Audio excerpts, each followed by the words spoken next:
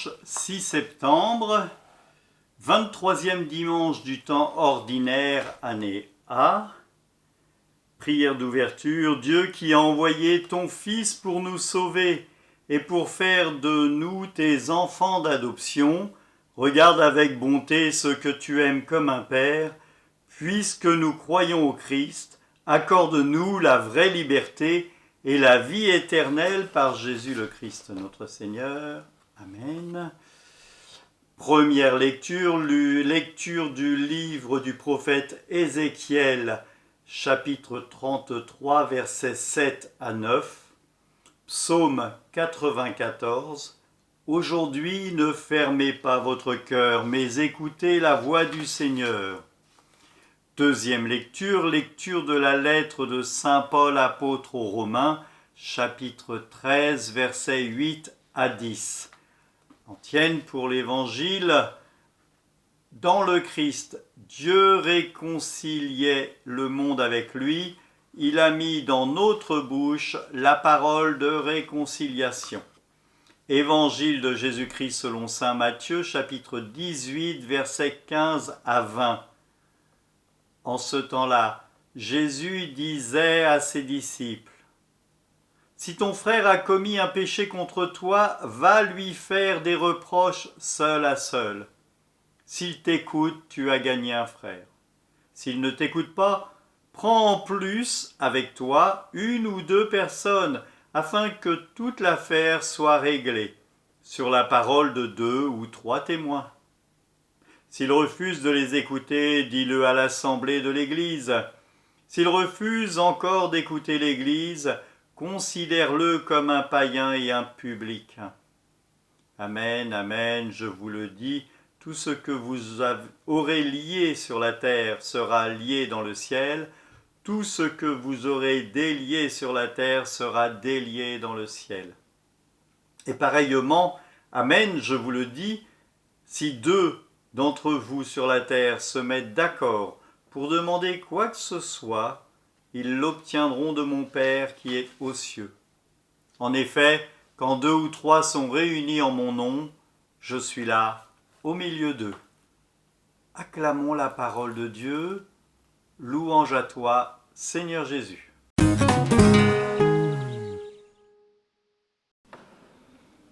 Nous avons dans ces lectures, même s'il y a un seul sens, il y a plusieurs portes d'entrée.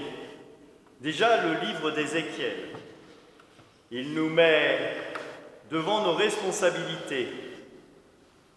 Je suis celui qui doit dire ce qui est la justice, ce qui est juste. Des fois, on se pose des questions et on dit « Oui, mais je dois dire quelque chose, comment est-ce que je peux le dire ?» Et déjà, il faut se dire « Est-ce que ce que j'ai à dire est juste ?» Il y a une histoire qui dit si tu as quelque chose à dire, réfléchis si c'est pour le bien de la personne, si c'est pour lui faire la peine ou si c'est pour le faire grandir. Si c'est pour faire de la peine, c'est pas la peine, tais-toi. Si c'est pour le bien de la personne, fais-le. Si c'est pour le faire grandir, fais-le. Nous sommes le peuple choisi par Dieu et le peuple qui tient la lumière, qui illumine le monde et qui fait que le monde vient vers lui, vers cette lumière, pas vers le peuple, mais vers la lumière. Et nous sommes là pour dire que la lumière nous porte et nous donne à grandir. Et cette lumière n'est pas faite que pour nous. Nous sommes ensemble invités à l'annoncer aux autres. Et dans ce passage, il nous est dit aussi que nous devons prendre soin des autres. C'est-à-dire que si quelqu'un se trompe, nous sommes prêtres, prophètes et rois de par notre baptême, donc nous sommes comme prophètes des annonciateurs et de la bonne nouvelle et des égarements des autres.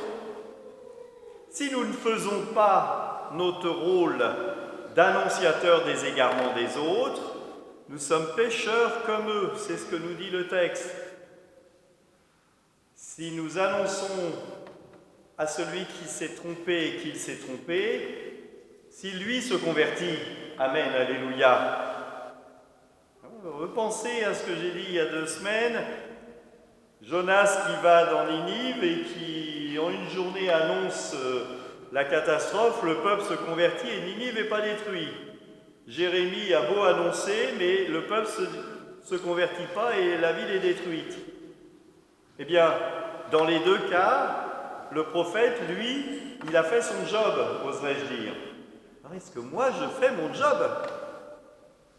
Comme prêtre, prophète et roi, comme baptisé, il n'y a pas que le curé qui est mis là en exergue. Nous sommes tous le peuple de Dieu, prêtre, prophète et roi. Alors, si je fais mon job et que l'autre se convertit, Amen, Alléluia. Si je fais mon job et qu'il ne se convertit pas, eh bien lui va droit vers là où il va, c'est-à-dire vers la mort même spirituelle, même s'il ne meurt pas physiquement.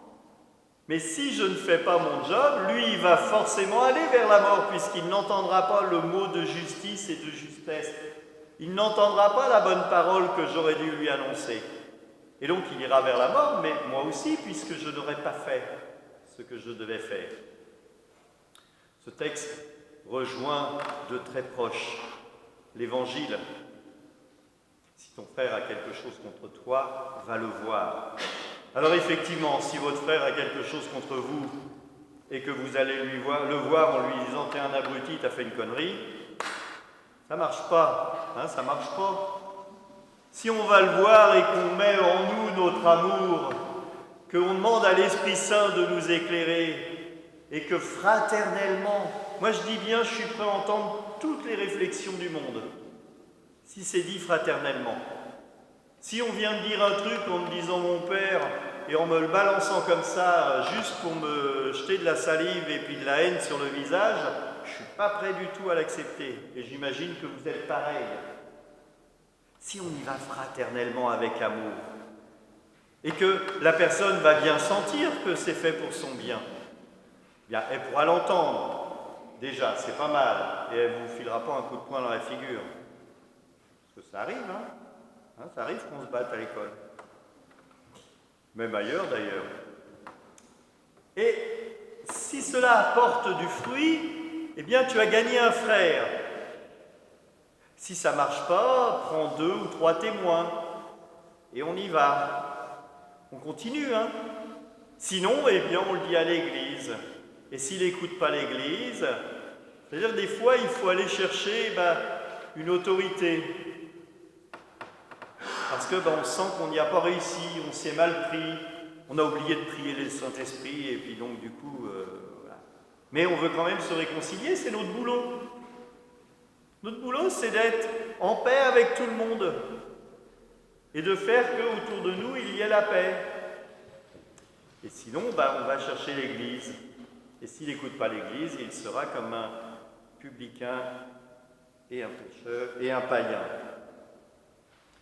Publicain et païen, c'est-à-dire qu'il ne fait plus vraiment partie de l'Assemblée.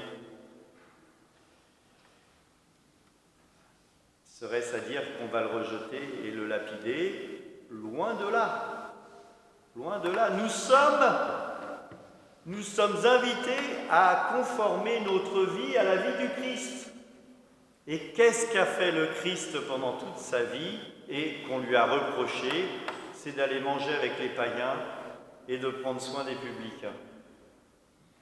Donc ça veut dire que celui vers lequel on a fait le plus d'efforts, il va falloir continuer de prier pour lui, pour qu'il se convertisse. On a fait tout ce qu'on pouvait, il ne nous reste qu'à prier et à ouvrir notre cœur pour que le jour où il revienne, eh bien, nous soyons frères ensemble. Voyez bien, attention, parce que parfois on a tendance à prendre ce passage comme un rejet de la société. Mais c'est pas ça du tout qu'il nous a dit. Nous sommes invités à calquer notre vie sur celle du Christ. Et le Christ, on lui reproche d'aller manger avec les païens et publicains.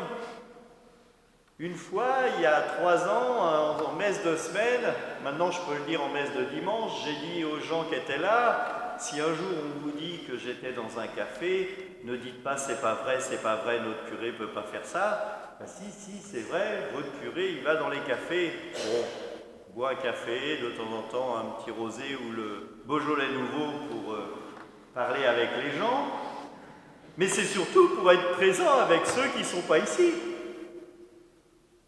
Parce que nous sommes invités à aller vers les autres, pour les convertir, pour annoncer la bonne nouvelle. C'est pas simple. C'est pas simple.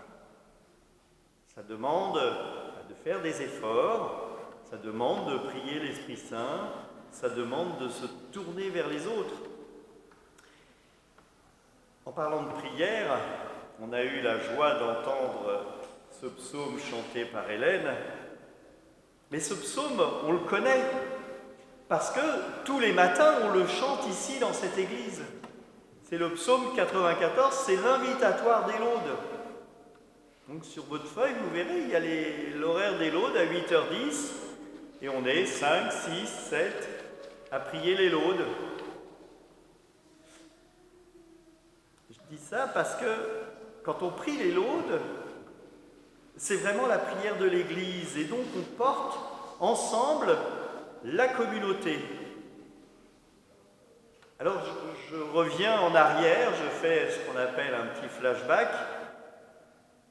On a été, et j'ai été un peu seul pendant quelque temps, et vous aussi vous avez été seul chez vous pour prier, puisqu'on ne pouvait pas se réunir. Alors on était 2, 3. Et cette prière, elle nous a aidés. Elle nous a aidés à passer les épreuves. Nous avons eu la chance ici à Pierrelet que l'église soit ouverte. Donc beaucoup sont venus. Beaucoup d'entre vous, vous êtes venus une fois ou 2. Beaucoup de ceux qui n'avaient jamais l'habitude d'entrer dans l'église sont venus dans cette église pour allumer une lumière, pour faire une prière, pour demander qu'on prenne soin de leur famille. Aujourd'hui, eh bien, nous commençons à reprendre un visage d'église, parce que eh bien, c'est la rentrée, parce qu'on commence à évacuer nos peurs. Tout le monde n'est pas là, et on peut le comprendre.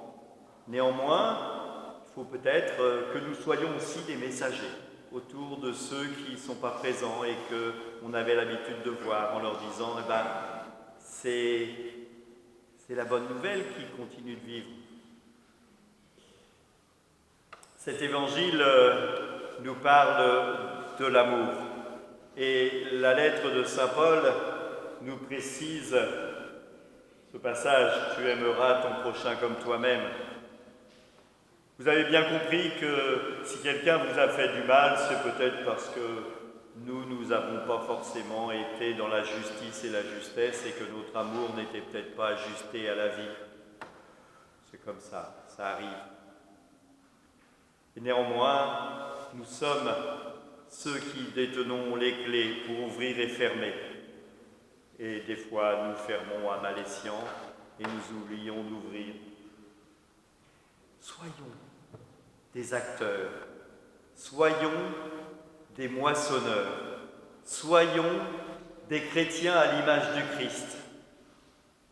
Donc, osons l'amour du Christ, osons la fraternité, osons nous regarder dans les yeux puisqu'on ne peut plus sourire avec le masque, mais on y arrive quand même, osons l'amour.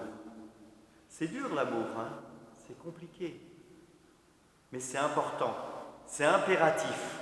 Sans l'amour, nous n'avancerons pas. C'est l'amour qui nous fait être ici présents. C'est l'amour qui nous a donné la force de vaincre nos peurs. C'est cet amour qui vient de Dieu. Je dis souvent, peut-être trop souvent d'ailleurs, la seule chose que j'ai retenue du caté, c'est que Dieu est amour.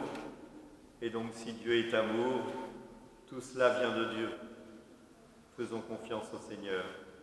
Demandons-lui d'être présent avec nous, de nous aider, peut-être à parler à temps et à contre-temps du Seigneur, mais peut-être à regarder le fond de notre cœur pour que nous puissions avancer ensemble en frères, en tenant cette lumière pour que le monde entier puisse voir l'amour du Seigneur.